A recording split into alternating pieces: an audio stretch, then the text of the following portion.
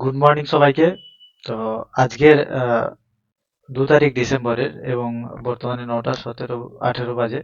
3 minute হলো market open হয়েছে, কিছুটা গ্যাপ ডাউন ওপেন হয়েছে। নিফটি ফিফটিকে এই যে 1 ডে টাইম ফ্রেমে যদি দেখি, গতকাল ক্লোজ হয়েছিল এই জায়গাতে, তারপরে ওপেন হয়েছে এই জায়গাতে। তো গ্যাপ ডাউন হয়ে মার্কেট কিছুটা উপরের দিকে যাচ্ছে। এবারে প্রথমে 1 ডে টাইম ফ্রেমে একটা ভিউ নিতে হবে আমাদের। কি না, 1 ডে টাইম ফ্রেমে বলতে কি চাইছে? 1 ডে টাইম ফ্রেমে কি, higher high higher low, higher high higher low, higher high, বা হয়তো এই লোটা আরো বানাতে পারে। তো এখান থেকে সম্ভাবনা আছে এখান থেকে আরো একটু নিচে আসবে, তারপর উপরে যাবে, আবার এখান থেকে উপরে যাওয়ার সম্ভাবনা আছে। তার মানে মার্কেট দুদিকেই যেতে পারে এমন একটা কন্ডিশন।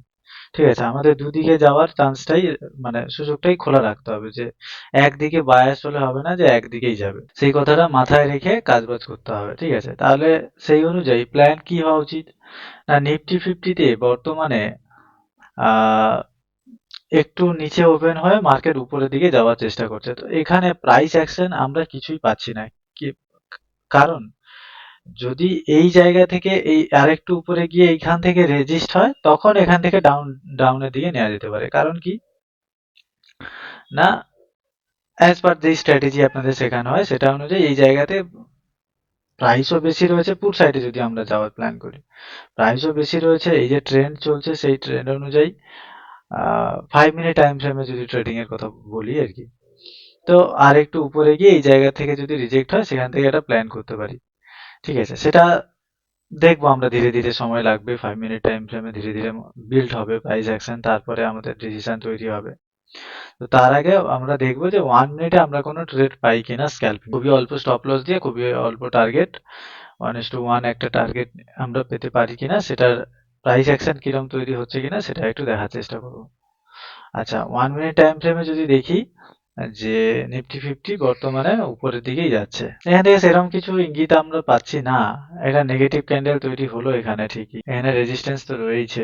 এই জায়গাতে একটা রেজিস্ট্যান্স বেস তৈরি করুক, এই জায়গাটাকে মানে আর একটা বানাক, তারপরে একটু উপরে যাক। এই জায়গা থেকে একটা 1 মিনিটে আমরা নিচের দিকে প্ল্যান করতে পারি, কারণ ট্রেন তো চলছেই।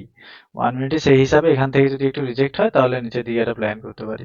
হ্যাঁ, 1 মিনিটে এখান থেকে রিজেক্ট হচ্ছে, ইজ গোয়িং টু এক্সপায়ার। আজকে নিফটির এক্সপায়ারি রয়েছে।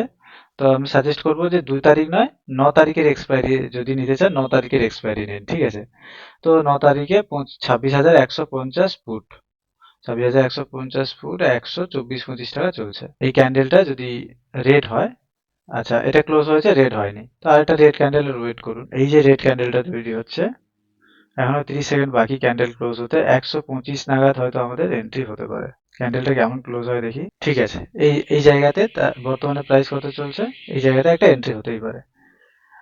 125 টাকা 55। এবারে স্টপ লস কোথায় থাকবে? এর নিচে। কত টাকা? খুব বেশি হচ্ছে না, দেখুন 5 টাকা মতো স্টপ লস হচ্ছে। তার এগেনস্টে 5-7 টাকা টার্গেট টার্গেট নেবো। খুব খুব বেশি টার্গেট থাকবে না, কারণ ফুড সাইডে তো, ওভারঅল ট্রেন্ড কল সাইডে, ফুড সাইডে যেহেতু যাচ্ছি, একদম 1:1 খুবই ছোট টার্গেট, নাহলে খুবই ছোট স্টপ লস।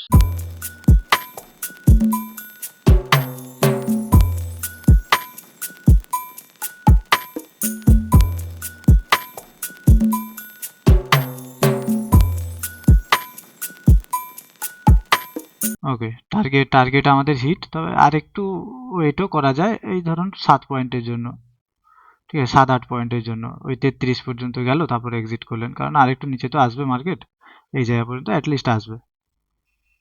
তো সেখান পর্যন্ত হয়তো একটু ওয়েট করলেন, সেটাও করা যেতে পারে। তবে যদি হয়ে গেছে আমি বলবো এক্সিট করে দিন। ঠিক আছে, কারণ আমাদের ইনিশিয়াল যে টার্গেট সেটা চলে আসছে। ওকে, আমাদের টার্গেটের অনেক বেশি দিয়ে দিয়েছে। ঠিক আছে, তো আজকের মতো কমপ্লিট।